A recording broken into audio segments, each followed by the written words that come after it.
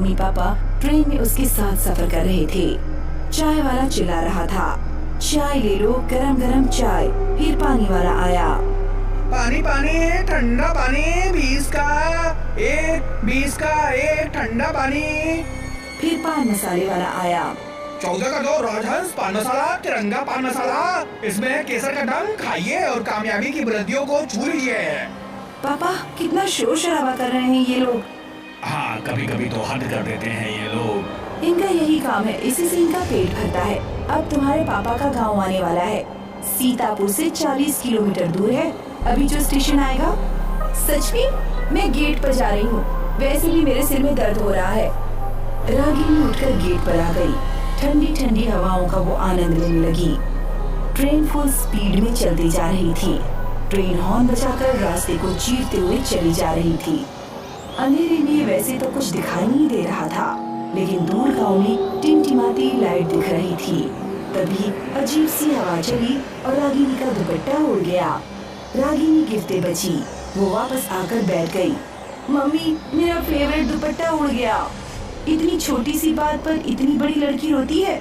दूसरा ले लेना या मैं ला दूंगी।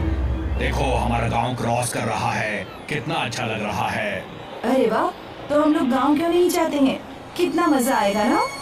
अब यहाँ कोई नहीं रहता, तुम्हारे दादा दादी सब भगवान के पास चले गए, इसलिए हम सब लोग शहर चले गए। रागिनी अपने घर पहुंची और अपने रूम में चली गई। बैग अपने कमरे में रखा। उसका मोबाइल नीचे गिर गया। वो उठाने चुकी तो बेड के नीचे उसका दुपट्टा दिखा।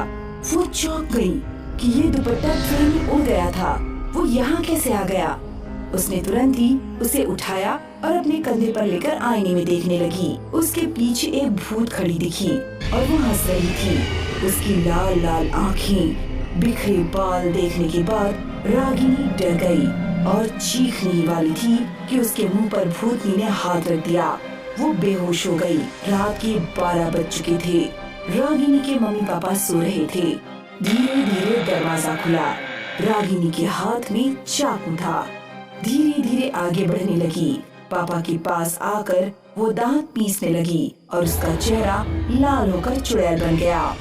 चुड़ैल ने चाकू ऊपर की तरफ उठाया और राजेंद्र बाबू को मारने ही वाली थी कि राजेंद्र बाबू की नींद खुल गई।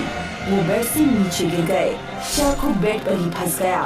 मैं तुमको जिंदा नहीं छोड़ूंगी, तुम सबको मार डालूंगी। रागिनी की माँ ने रागिनी को जोर से पकड़ा और 2 थप्पड़ दिए। उसके पापा भी उठ गए और रागिनी से चाकू लेकर दूर फेंक दिया। तुम मुझे मारना चाहती हो रागिनी बेटा? तुमको क्या हो गया रागिनी बेटा? मैं रागिनी नहीं हूँ, मैं सुरेखा हूँ। याद आया कुछ? सुरेखा? कौन सुरेखा? मैं वही सुरेखा हूँ जिसको तुमने धोखा दिया। याद करो कॉलेज के दिन की बात। सुरेखा और राजेंद्र एक ही कॉलेज में पढ़ते थे। दोनों एक दूसरे से बहुत प्यार करते थे, लेकिन ये वो समय था जब जात पात बहुत ज्यादा ही मायने रखती थी और न मोबाइल था और न ही न्यूज चैनल। सुरेखा, हम दोनों के प्यार को क्या हो गया? मम्मी पापा मानेंगे क्या? एक बार बात करके देखो, नहीं मानेंगे तो कुछ दूसरा रास्ता निकाल लेंगे।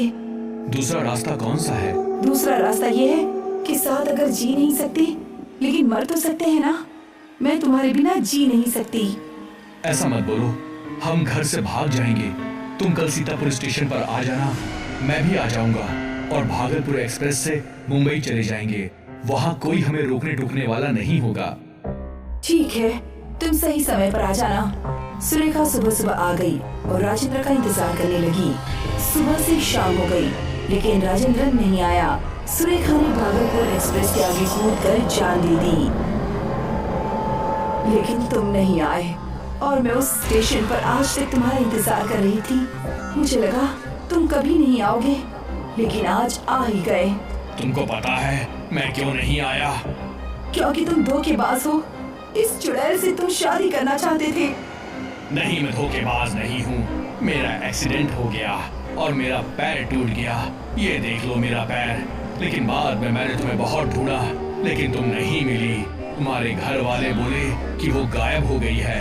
मैंने उसके बाद गांव छोड़ दिया। चुड़ैल थोड़ा नर्म पड़ने लगी। दर्दनाक प्यार की कहानी सुनकर रागिनी की माँ रोने लगी और बोली, बहन, तुमने इनसे सच्चा प्यार किया है और जिसे हम प्यार करते हैं उसे दुख नहीं पहुंचाते। इसलिए मेरी बेटी और मेरे पति को छोड़ दो। बहुत बहुत मेहरबानी होगी। एक काम करो, मुझे मुक्ति दे दो। कैसे कैसे मुक्त करूं? मेरे ऊपर पवित्र गंगा जल छिड़क दीजिए और ये दुपट्टा जला दीजिए, मैं मुक्त हो जाऊंगी। राजेंद्र बाबू पूजा घर से गंगा जल लाकर रागिनी के ऊपर छिड़क देते हैं और उस दुपट्टे को जला देते हैं। रागिनी बेहोश हो गई। कभी कभी हमारे जीवन में ऐसी घटना घट जाती है, लेकिन तब हमें अपने सब्र से काम लेना चाहिए। ट्रेन में इस्मत बैठा हुआ मेघना के आने का इंतजार कर रहा है। पता नहीं ये लड़की कहाँ रह गई। तभी उसके मोबाइल पर मैसेज आता है। I am sorry Ismat, mummy की अचानक से तबीयत खराब हो गई और उनको हॉस्पिटल में एडमिट करना पड़ा। मैं नहीं आ सकती, टाइम मिलने पर कॉल करूंगी। अरे यार, अब तो अकेले ही सफर करना पड़ेगा।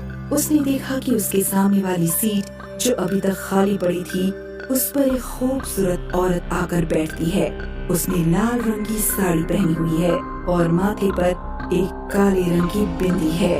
मौसम कितना बढ़िया है, हल्की बारिश भी शुरू हो चुकी है और अगर इससे बातें शुरू हो जाए तो सफर अच्छे से कटेगा। वो औरत अपनी बैग की जिप खोलने की कोशिश करती है, लेकिन उससे जिप नहीं खुलती। लाइए, मैं आपकी हेल्प कर देता हूँ। इस्मत को वो औरत बैग दे देती है और वो उसकी जिप खोल देता है। शुक्रिया, पता नहीं कैसे जाम हो गई थी। वैसे आप कहाँ जा रही हैं? मैं दिल्ली जा रही हूँ, मेरी बेस्ट फ्रेंड की शादी अटेंड करने।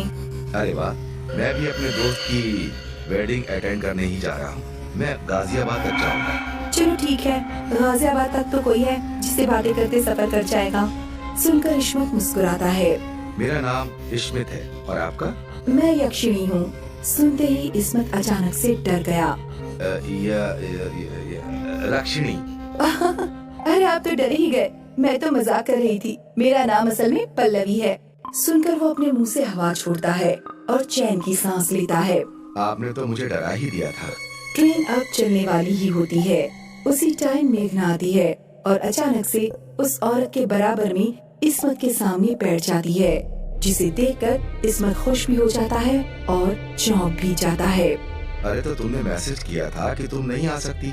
अरे वो तो मैंने बस एक छोटा सा मजाक किया था। तुम भी ना मजाक में कुछ भी बोल देती हो। ट्रेन तेज रफ्तार से चलने लगती है। इस्मत ने उन दोनों का इंट्रोडक्शन करवाया और तीनों बातें करने लगे। तभी एक अधेड़ उम्र का आदमी आता है और चिल्लाकर कहता है, आज अमावस्या की रात है। आज की रात इस ट्रेन में डायन घूमती है, सब अपना ध्यान रखना। कहकर वो आगे चला जाता है।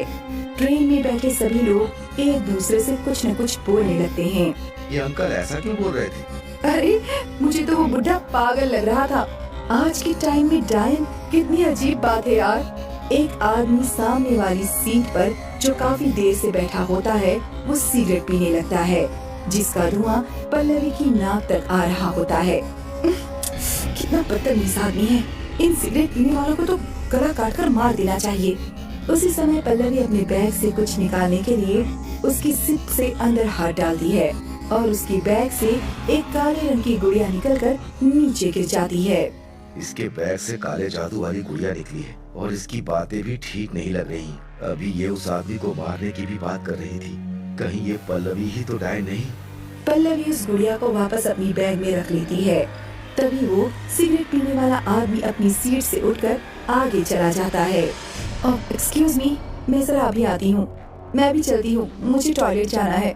वो दोनों भी वहाँ से चली जाती हैं। कुछ देर बाद मेघना तो वापस आ जाती है, लेकिन पल्लवी नहीं आती। पल्लवी कहाँ रह गई? उसने कहा कि अभी आ रही है। थोड़ी देर बाद पल्लवी भी वापस आ जाती है, लेकिन वो आदमी नहीं लौटता। अब इस्मत अपनी जगह से उठता है और वो पीछे टॉयलेट तरफ जाता है। वो देखता है कि सिगरेट पीने वाला आदमी गेट के पास मरा पड़ा है। इस्मत चुपचाप टीटी के पास जाकर उसको सब कुछ बता देता है। तभी सामने से दरवाजे की तरफ पल्लवी आती नजर आती है। क्या बात है इस्मत, आप यहाँ क्यों रुक गए? उसकी नजर उस आदमी पर पड़ती है जो दरवाजे